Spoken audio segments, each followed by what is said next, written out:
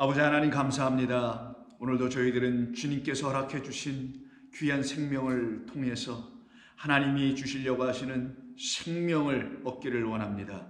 육신의 이 생명의 시간들을 통해서 영원한 하나님의 생명을 우리 안으로 잉태하게 하시려고 하시는 하나님의 놀라운 은총을 입은 사람들에게 그 생명 갖고 살아가는 복된 사람들로 이 시간에도 새롭게 지어 주시옵소서. 주시는 말씀 가운데서 그와 같은 역사가 모든 성도들 말씀을 사모하며 그렇게 지어지길 원하는 성도들 위해 역사되기를 원하오며 우리 주님 예수 그리스도의 이름으로 기도하옵나이다. 아멘.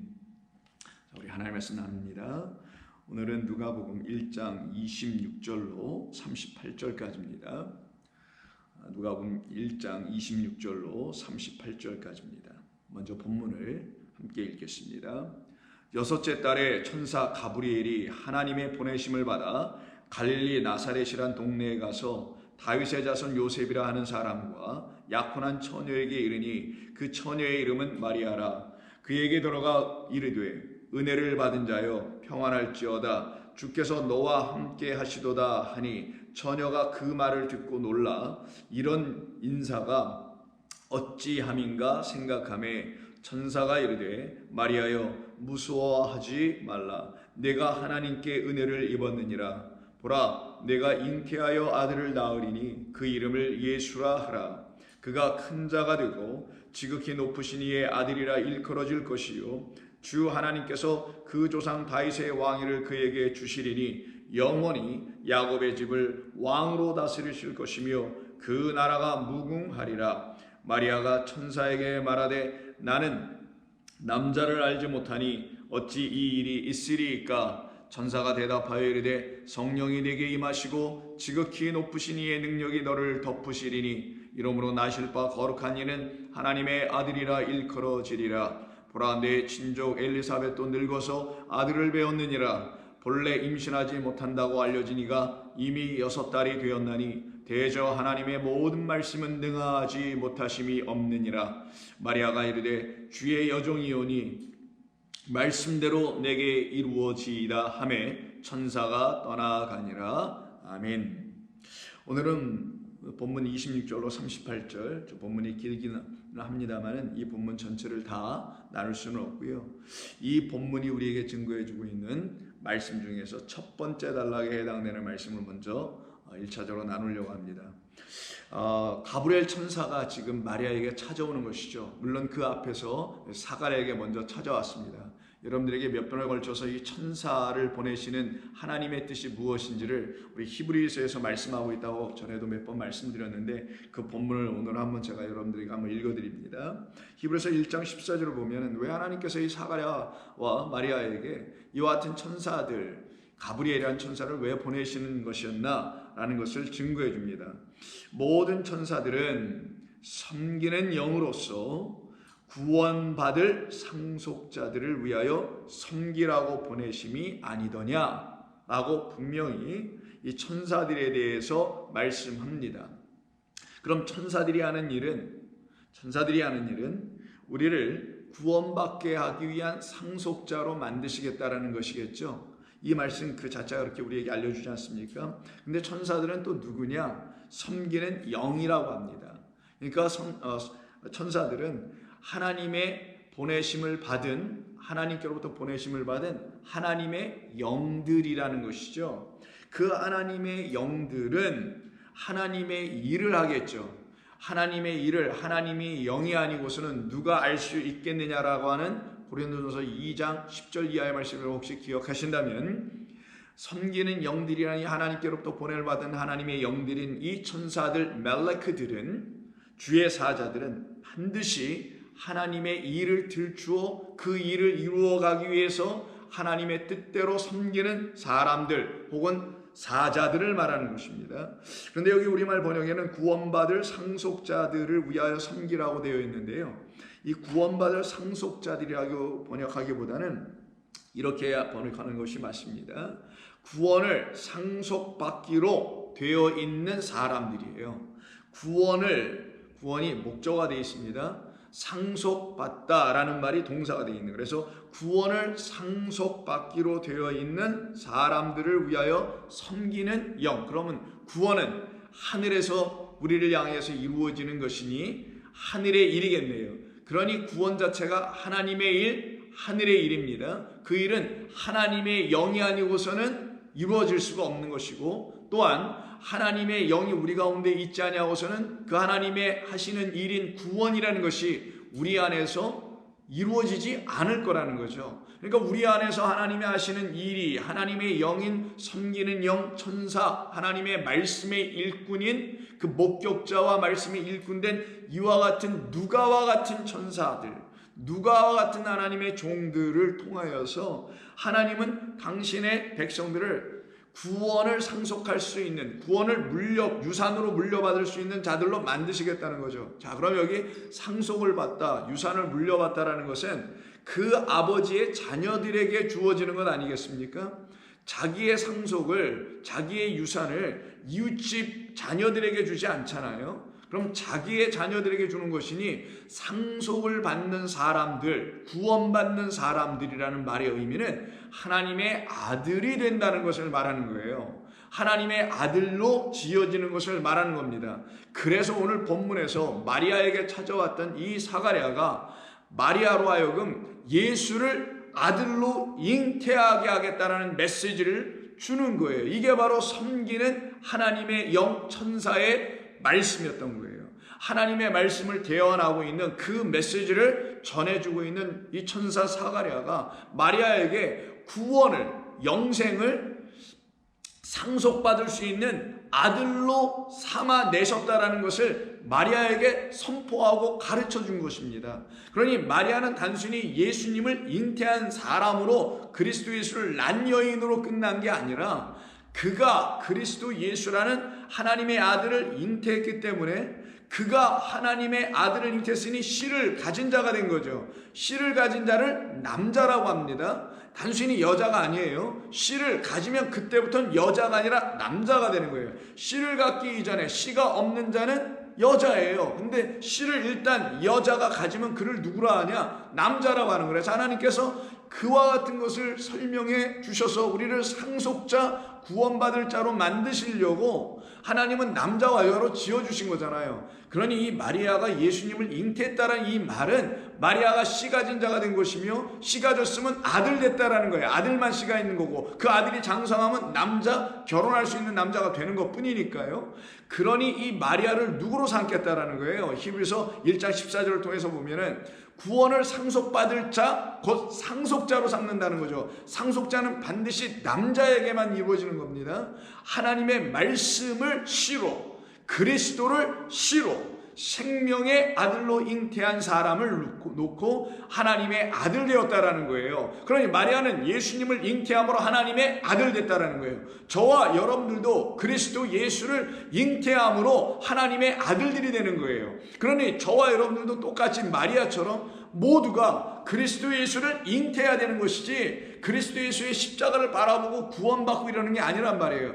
그가 십자가에서 왜 달려 죽으실 수밖에 없는지를 깨달아 알게 하는 모든 하나님의 하늘의 일을 천사, 섬기는 성령을 통하여서 일하시게 하실 때에는 여러분과 저희들 안에 마리아처럼 똑같이 그리스도 예수라는 하나님의 말씀을 잉태하게 되는 거예요. 그들을 놓고 누구라고 하냐? 다 마리아들이라고 하는 것이며 그 마리아들만 누구라고 또 하는 것이냐? 아들 된 자들이다. 하나님의 상속자들 된 자들이라고 하는 거예요. 그래서 천사가 섬기는 영으로서 구원을 상속하게 하기 위한 일을 하나님의 그 일을 선포해 주러 지금 마리아에게 찾아온 겁니다. 그런데 이 본문 25절부터 오늘 본문 1장 38절까지는 총 3단락으로 나눠져서 이해할 수가 있어요. 볼 수가 있습니다. 왜냐하면 이 그 천사 가브리엘이 와서 마리아에게 28절에 다음 같은 말씀을 합니다. 메시지를 전해줍니다. 그에게 들어가 이르되 은혜를 받은 자여 평안할지어다 주께서 너와 함께 하시도다 라는 메시지를 먼저 보내줍니다. 거기에 대하여 대답 형식의 말이 29절에 처녀가 그 말을 듣고 놀라 이 인사가 어찌함인가 생각하니 다시 30절서부터 천사가 쭉 그 마리아에게 두 번째 메시지를 전해주는 것이 31절부터 33절까지예요. 그리고는 34절에서 다시 마리아가 천사에게 말하되 나는 남자를 알지 못하니 어찌 이와 같은 일, 잉태하는 일이 일어날 수 있으리까라고 다시 또 물어요. 거기에 대해 대답하는 것이 35절부터 37절까지입니다. 그리고 이 모든 것을 세 번에 걸쳐 말씀한 말씀. 그래서 완전한 말씀이라 이 누가도 성경의 그 진리에 근거하여 그 틀과 포맷에 근거하여 세 번을 천사가 말해주는 이 형식을 그대로 취하게 된 거고, 이게 이 모든 완전한 말씀이 마리아라는 각각의 성도들 우리들에게도 떨어지게 되면 마리아뿐만 아니라 우리 모두도 어떤 고백이 이루어지게 되냐면 38절 같은 고백이 이루어지는 거예요.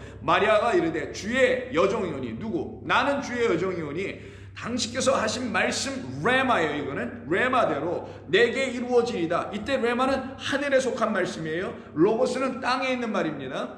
하늘에 속해 있는 하나님의 말씀, 하늘의 일이 땅에서도 이루어지게 하기 위해서 땅에다가 하늘을 모형으로, 하늘의 그 원래 것을 모형으로 삼아준 걸 땅의 것이라는 거죠. 그럼 땅에 있는 것은 로고스입니다. 그 로고스로 듣지 않고 마리아는 하늘에 속한 하늘의 일인 하나님의 것으로 레마로 들었다라는 거예요. 깨달아 알아들었다는 거죠. 왜? 세 번에 걸쳐 말씀해 줬기 때문에. 그래서 세 번, 첫 번째 A 부분에 해당되는 것이 28절이고 B의 부분, 두 번째에 해당되는 것이 31절. 보라, 내가 잉태하여 아들을 낳으리니 이름을 예수라 하라라는 두 번째 말씀이 이루어진 것이고, 세 번째에 해당되는 게 35절. 성령이 내게 임하실 것이다. 이게 세 번째예요. 그럼 성령은 진리의 영이니까 하나님의 말씀을 레마로, 하늘의 말씀으로, 하나님의 영으로 섬기는 그 천사의 그 영으로 온전히 듣게 될 거라는 거예요. 이 세 가지가 정확하게 이게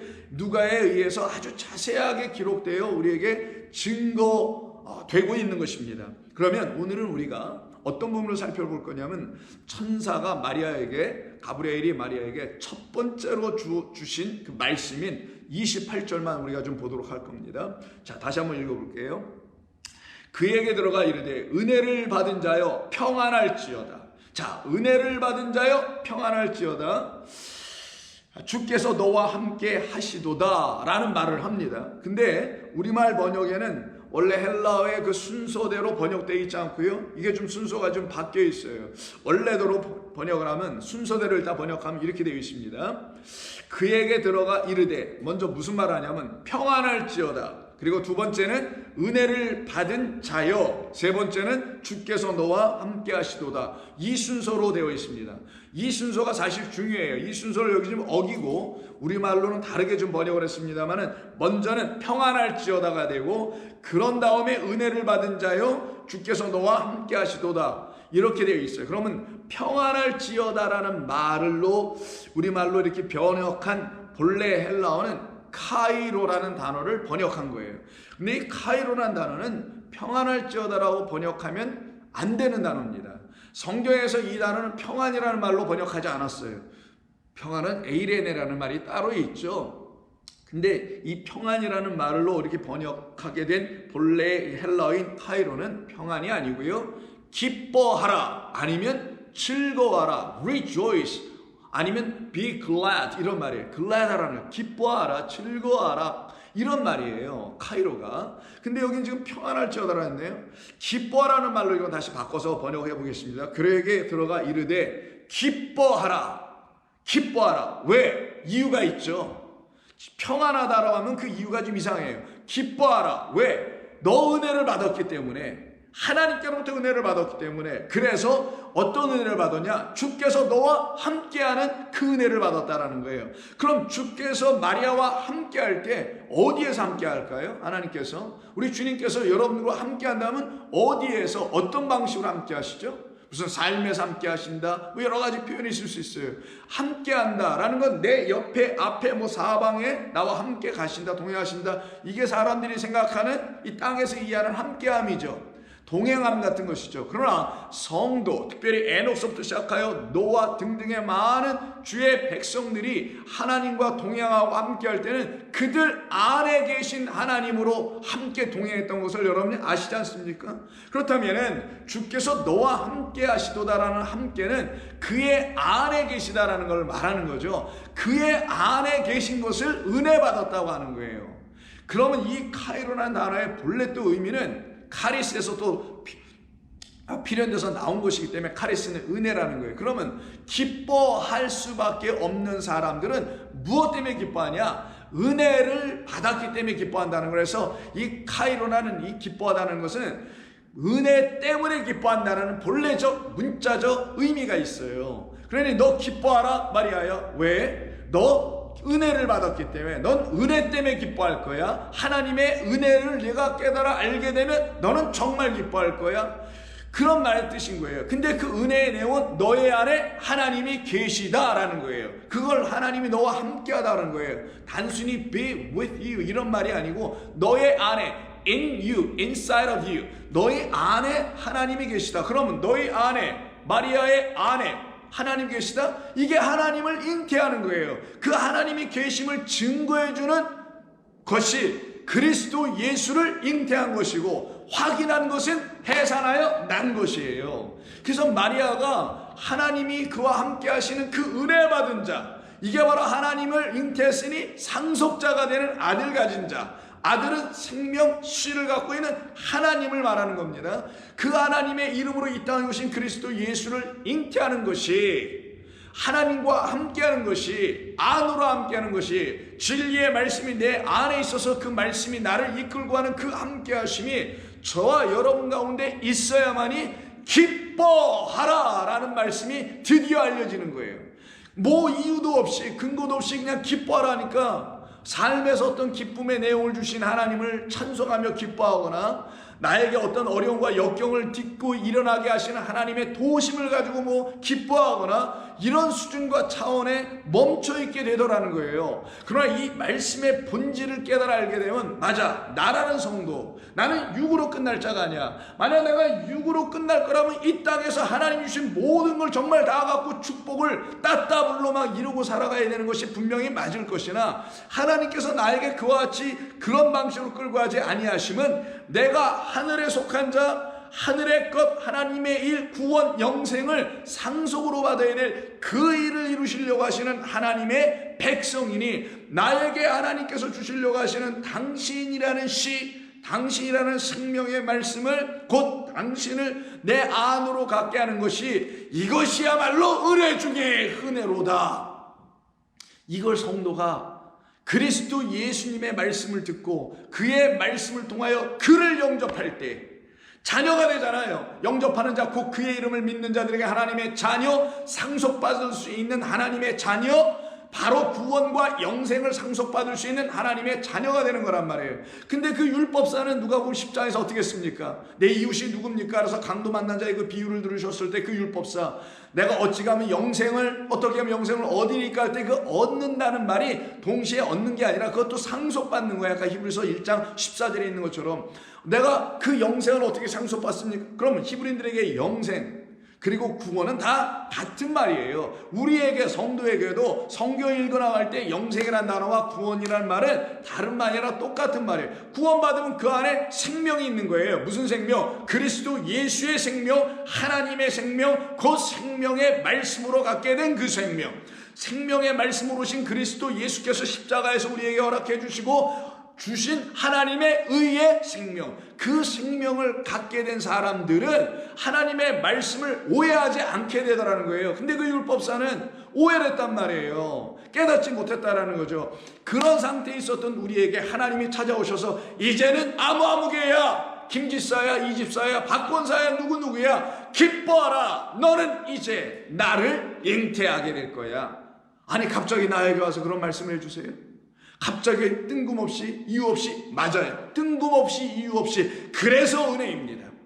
여러분이 계획하고 여러분이 열심으로 막 어느 날서부터 기도하기 시작해서 된 게 아니라 여러분의 의지와 관계없이 하나님의 전권적인 의지와 뜻과 주권 가운데서 여러분과 저에게 찾아오신 거예요. 그러니 어느 날 갑자기 사가랴에게로 찾아왔던 이 가브리엘 천사, 어느 날 갑자기 예기치 않은 그날 어느 날에 바로 이 마리아에게 찾아와서 청천벽력과 같은 말을 준단 말이에요. 근데 이게 하늘이 무너지는 청천벽력 같은 말이 아니라 이 땅이 무너지고 하늘은 온전히 내게 들어와서 나를 하나님의 거룩한 성전으로 다시 세우는 그런 기쁘고 복되고 즐거운 말씀이 바로 이에게 준 하나님의 말씀이었던 겁니다. 그러니 평안할지어다 지으시고 기뻐하라 라고 여러분 다시 써놓으시면 돼요. 기뻐하라라는 거예요. 그래서 여러분 마태복음에서도 정말 그리스도 예수가 이 땅에 오심으로, 이 땅에 오신다는 건 육으로 있는 땅적 존재인 우리들에게 오심으로, 그 오심을 증거하며 그 오심을 본 모든 사람들은 기뻐할 수밖에 없다는 이야기를 동방박사 세 사람을 통하여 빛이 없고 어둠으로 지배당하고 있는 그 유대 땅, 아들이 없어 아들을 잉태하지 못하여 전부 다 처녀나 과부 상태로 떨어져 있는 그 땅에 하나님의 증인 세 사람으로, 그래서 동방박사 세 사람이라는 거예요. 동쪽에서 왔다라는 거예요. 동쪽에서 왔다는 건 성전이 있는 그 방향에서 왔다라는 걸 말하는 겁니다. 하나님으로부터 보냄을 받았다는 의미가 있는 거예요. 자, 그 세 사람이 와서 뭐를 증거합니까? 하나님의 아들이 나실 것을 증거하고, 그 하나님의 아들로 나실 분은 너희들 이 땅을 다시 어떻게 해요? 세상 사람이 지배하는 악한 영, 공중의 권세, 세상 왕들이 지배하는 그런 왕들이 떠나가게 되고, 참된 왕, 하늘에서 오신 그리스도라는 바로 유다이코스, 이면적인 유대인들, 보이는 표면적인 유대인들이 아니라 율법의 겉의 것만 보고 세상의 겉의 것만 보고 추구하고 탐심을 갖게 되는 그런 이 땅의 존재들이 아니라 그 안에 감추어진 비밀, 그리스도의 그 신비한 구원의 은혜의 복음의 비밀을 들여다 볼 수 있게 된 그런 유다이코스, 그런 유대인들의 왕이 되실 분이 오신다라는 것을 이 세 증인이 증거합니다. 그럼 세 증인이 증거할 때는 반드시 아들 줌에 대한 증거죠. 그 왕을 줌에 대한 증거이죠. 하나님의 백성들을 구원하시겠다는 그런 증거, 섬기는 천사로서의 그 영들의 증거 아니겠어요? 그래서 여러분 잘 아시는 창세기 18장에 가서 보시면은 그 아브라함에게 아직 자식이 없습니다. 아브라함 사라에게 그 자식이 없는 그들에게 세 천사가 찾아오는 얘기가 있었던 거예요. 똑같은 얘기를 하는 겁니다. 마태복음에서도 세 천사가 지금 찾아와서 아브라함에게 너 명년 이맘때 생명의 해가 되는 그때에 너희는 아들을 갖게 될 거라는 것을 주죠. 처음에는 이게 무슨 말인지 몰라 의아해 했었고, 그리고 심지어는 사라 같은 경우는 비웃기까지 하지 않습니까? 그랬던 그들에게 하나님 찾아오셔서 그와 같은 은혜의 이야기를 기뻐할 수밖에 없는 이야기를 준다는 거. 왜? 아들이 없는 집에 아들 주는 건데 그 어찌 기뻐하지 않을 수 있어요? 세상에서도 아들 낳음으로 기뻐할 거 아니에요. 그런데 진짜 아들 낳게 되는 과정에서는 더 큰 기쁨이 있다는 거예요. 상상할 수 없고 비교조차 할 수 없는 하늘의 아들 그리스도라는 그 아들을 갖게 되어 내가 구원을 상속받을 수 있는 자, 영생을 상속받을 수 있는 자, 하늘의 백성 되는 자 되게 하시는 것은 이 세상의 어떤 좋은 것과도 어떤 위대한 것과도 비견될 수도 없으며, 그리고 견줄 수도 없으며, 그리고 어떤 것도 비교될 수가 없단 말이에요. 이거보다 더 큰 기쁨은 없기 때문인 것이죠. 그래서 마태복음 2장을 보시게 되면 1절 이하에서 헤롯 왕 때 예수께서 유대 베들레헴에 나심에 동방으로부터 박사들이 예루살렘에 이르러 말하되 유대인의 왕으로 나신 이가 어디 계시냐? 우리가 동방에서 그의 별을 보고 그에게 경배하러 왔노라 하니 헤롯 왕과 온 예루살렘이 듣고 소동한지라. 그럼 이 세 사람은 하나님 보내신 사람들이죠. 왕이 없는 이 땅, 어둠이 지배하고 있는 이 땅이었기 때문에 별로 보내신 거잖아요. 별, 하늘의 별을 하나 보게 하셔서 그 별을 바라보고 가게 된 자, 그 별을 그래서 증거하러 온 자, 그 별이 딱 머문 그 집에 이 땅의 하늘의 별로 아브라함에게 말씀하시죠. 너 지금 아들이 없지. 그러나 하늘의 별을 봐라. 너의 자손이 이와 같을 것이라. 그 자손 제라를 별로 설명했지 않습니까? 그러면 제라, 씨예요. 씨는 하늘의 별과 똑같은 거예요. 수많은 별이 있어도 씨는 하나, 별은 하나다라는 거예요. 그리스도라는 그 아들 씨 하나로 너희 모든 후손들이 그렇게 죄라, 씨 가진 자들이 될 거야. 씨를 잉태한 자들이 될 거야. 그러니 마리아도 그렇게 되고 그러니 저와 여러분들 그렇게 된다는 거예요. 그 별을 말하는 거예요. 지금 그 씨를 주실 그 별로 이 땅에 오신 분을 지금 보고 쫓아가 그곳에 도착하게 됩니다. 9절, 박사들이 왕의 말을 듣고 갈새 동방에서 보던 그 별이 문득 앞서서 인도하여 가다가 아기가 있는, 새 생명이 막 태어난 그 아기가 있는, 아들이 있는 그곳 위에 머물러 서 있는지라. 그들이 그 별을 보고, 지금까지 그들이 계속 바라보고 왔던 믿음으로 약속과 언약 가운데서 바라보고 왔던 그 별을 보고 매우 크게 기뻐하고 기뻐하더라.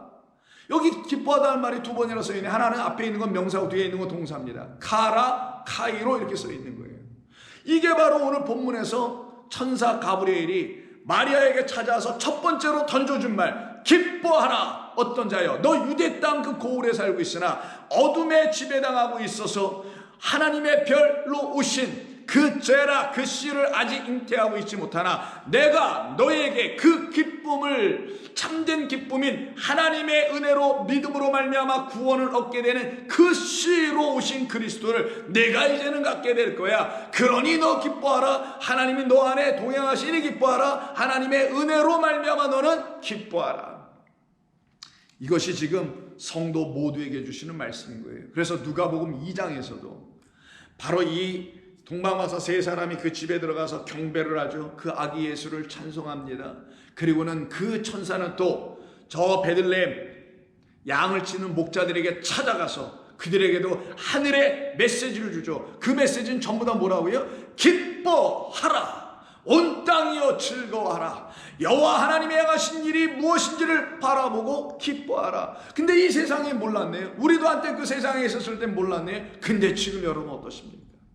여러분 어떠시냐고요? 여러분 안에 세상이 알려주지 못하고 줄 수도 없고 감당할 수도 없는, 왜? 내줄 수 없으니까 감당할 수 없어. 뭐를? 하나님의 아들을 생명으로 내어주는 그런 일을 세상은 감당할 수 없어서 우리가 세상에서 아무리 기웃거렸을 때도 해봤자 거기서는 아무것도 얻지 못했었거든요. 그런 저와 여러분들을 이제 하나님께서 어떻게 하셨습니까? 기뻐하라. 왜? 내 안에 주셨기 때문에, 여러분 안에 주셨기 때문에 기뻐하지 않을 수가 없잖아요. 바로 그런 자들에 대한 이야기가 밤중에 그 양들을 치고 있는 목자들에게 찾아온 천사가 주는 말씀 가운데 있었던 겁니다. 그 지역에 2장, 누가복음 2장 8절을 보세요. 그 지역의 목자들이 밤에 밖에서 자기 양떼를 지키더니 주의 사자가 곁에 서고 주의 영광이 그들을 두루비침에 크게 무서워하는지라. 오늘도 똑같죠. 두려워하고 무서워하죠. 천사가 나타났으니까. 천사가 이르되 무서워하지 말라. 보라, 내가 온 백성에게 미칠 큰 기쁨에, 큰 기쁨 카라, 큰 기쁨의 좋은 소식을 너희에게 전하노라. 오늘 다윗의 동네에 너희를 위하여 구주가 나셨으니 곧 그리스도 주시니라. 너희가 가서 강보에 쌓여 구유에 누워있는 아기를 보리니, 누구처럼? 동방박사 세 증인처럼 너희들도 가서 보리니, 그럼 너희들도 증인될 거라는 거예요. 이것이 너희에게 표적이라. 이건 너희에게 뭔가를 알려주려고 하는 사인이다. 그럼 구유에 누워있는 그 아기를 보고 너희들은 너희들 안에 저와 같은 생명의 하나님의 아들, 우리를 구원하실 구주로 이 땅에 오신 저분을 내가 잉태해야 되는 거구나. 저분으로 말미암아 하나님을 잉태해야 되는 거구나. 저 그리스도 예수 나의 주님으로 말미암아 구원을 주시는 하나님의 말씀을 잉태해야 되는 거구나가 표적이에요. 표적은 안에 숨겨져 있는 걸 들춰내기 위해서 우리에게 보여지는 기적 같은 것으로 나타내 보여주는 것이니까 그것은 표적이니라. 그러니까 그것만 쳐다보지 말라, 아기만 쳐다보지 말라는 거예요. 호련히 수많은 천군이 그 천사와 함께 하나님을 찬송하며 이르되 지극히 높은 곳에서는 하나님께 영광이요 땅에서는 하나님이 기뻐하시는 사람들 중에 평화로다. 그러니 마리아는 지금 어떻게 했어요?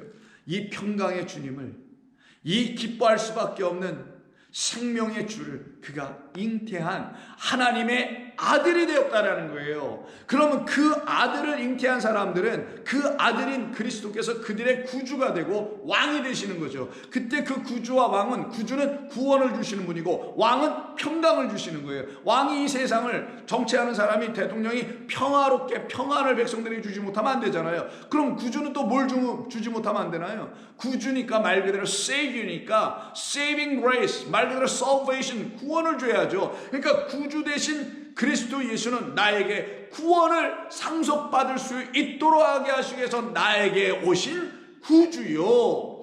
그리고 그는 나에게 또 왕이셔서 나에게 이 헛된 수고와 이 세상에 가르쳐주고 이 세상에 보여주는 것들로 말미암아 수고하다가 지쳐있는 나의 영혼에게 참된 하늘의 말씀으로 평안할지어다 라는 참된 평안, 세상이 줄 수 없는 평안, 말 그대로 에이로에네를 우리에게 평강으로 주시기 위해서 이 땅에 오신 분은 왕이다. 그러니 그 왕은 지배하시는 분, 통치하시는 분이죠. 더 나아가서 백성들을 사랑으로 섬기시는 분입니다. 그게 그리스도라는 왕이에요. 그런 그리스도의 왕으로 말미암아 섬김을 얻는 저와 여러분들은 바로 평안을 줄 수밖에 없게 되겠죠.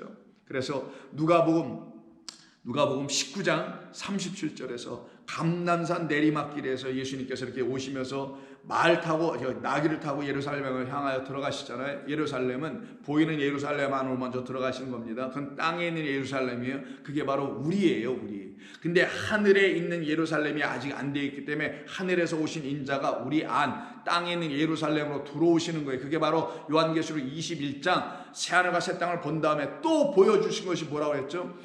그 하늘에 있는 새 예루살렘이 신랑을 맞이하기 위해서 예쁘게 아름답게 준비한 단장한 신부 같다라고 해서 하늘에서 새 예루살렘이 내려옵니다. 그 새 예루살렘을 성이라고 어린 양의 아내 곧 신부라고 하는 거 여러분 아시죠? 그러면 이 예루살렘은 단순히 눈에 보이는 성을 말하는 게 아니라 이 땅에 속해 있는 우리 하늘의 예루살렘, 하나님의 거룩한 처소와 우리 어린 양의 아내 곧 하나님의 신부가 되어야 될 우리를 말하는 거예요. 우리를 하나님의 신부 삼기 위해서 예수님께서 나귀 타고 가는 거예요. 왜? 장가갈 때 나귀 타고 가니까. 나귀 타고 들어가는 겁니다. 그 말씀을 기록하는 것이 37절이에요. 누가복음 19장 37절. 이미 감난산 내리막길에 가까이 오심에 제자의 온 무리가 자기들이 본 바 모든 능한 일로 인하여 기뻐하며 큰 소리로 하나님을 찬양하여 이르되 찬송하려로다. 주의 이름으로 오시는 왕이여, 나에게 참된 평안을 주시기 위해서는 왕이요, 하늘에는 평화요, 가장 높은 곳에는 영광이로다 하니 무리 중에 어떤 바리새인들이 이것을 깨닫지 못하고 비유가 상해가지고 제자들을 막 책망하고 있을 때에 예수님께서 그들을 향하여서 하시는 말씀이 40절 대답하여 이르시되 내가 너희에게 말하노니 만일 이 사람들이 침묵하게 된다면 돌들이 오히려 소리 지르리이다. 가까이 오사 성을 보시며 우시되, 성 누구? 우리라는 땅에 있는 예루살렘, 신부가 되어야 될 우리를 놓고 우시는 거예요. 그래서 예루살렘의 딸들아 울지 마라, 나를 위하여 울지 말라라고 예수님께서 또 말씀하시는 것이 23장에 나오지 않습니까? 23장 가서 볼까요? 23장 28절 예수께서 십자가를 지고 가시다가 돌이켜 그들을 향하여 이르시되 예루살렘의 딸들아 나를 위하여 울지 말고 너희 자녀를 위하여 울어라. 보라, 날이 이르면 사람이 말하기를 잉태하지 못하니가 해산하지 못한 배와 먹이지 못한 젖은 오히려 복되도다. 이렇게 잉태하지 못했던 마리아가 이제는 예루살렘 딸, 땅에 있는 딸이 아니라 새 예루살렘, 하늘에서 내려온 신부, 하나님의 말씀이 되어 있는 신부, 하나님의 말씀을 안으로 그리스도 예수를 말씀이니 그를 안으로 잉태한 자들로 바꾸신다는 거예요. 그래서 예루살렘을 놓고 얘기하시는 겁니다. 다시 19장에 41절 가까이 오사 그 예루살렘 성을 보시고 우시며 이르시되 너도 오늘 평화에 관한 일을 알았더라면 좋을 뻔하였거니와 지금 내 눈에는 숨겨졌도다. 그러나 저와 여러분들에게 더 이상 이 하나님의 말씀으로 오신 그리스도 예수는 숨겨지지 않게 됩니다. 그 일을 이루셨다라는 걸 알려주려고 마리아를 한 사람으로 뽑아내셔서 온 세상에 7 귀신 들려있는 막달라 마리아와 같은 우리들을 불러내어 이 마리아처럼 하나의 영, 진리의 영, 하나의 진리의 말씀으로 오신 씨 하나, 7이 이제는 단 하나, 그리스도 예수라는 하나 생명을 잉태하게 하시는 이 놀랍고도 신비한 하나님의 놀랍고 사랑스럽고 너 어떻게 말할 수 없는 이 하나님의 은혜를 입은 자들로 우리를 삼어 내시는 겁니다. 그때 비로소 우리는 더 이상 슬퍼하는 자가 아니요, 낙심하는 자가 아니요, 고민하는 자들이 아니요, 답답한 자들이 아니요, 기뻐하며 또 기뻐하는 자들이 됩니다. 왜? 우리는 더 이상 그 그리스도를 잃어버린 자로 우리가 바라보지 아니하고 우리 안에서 발견하여 우리 안에 영접하여 우리 안에서 날마다 우리에게 하나님의 생명의 하늘의 말씀을 선포하여 주고 알려주시고 가르쳐주시고 평안 가운데 이끄시는 구주이시며 왕으로 내게 역사하셨고 나의 주인이 되셨기 때문입니다. 그와 같은 역사는 또 어떻게 이루어지는 것인지, 어떻게 이 마리아가, 우리라는 마리아들이 어떻게 평안과 은혜와 함께함을 잊게 되는지는 내일 다음 시간을 통해서 계속 또 말씀 나누도록 하겠습니다. 기도합니다.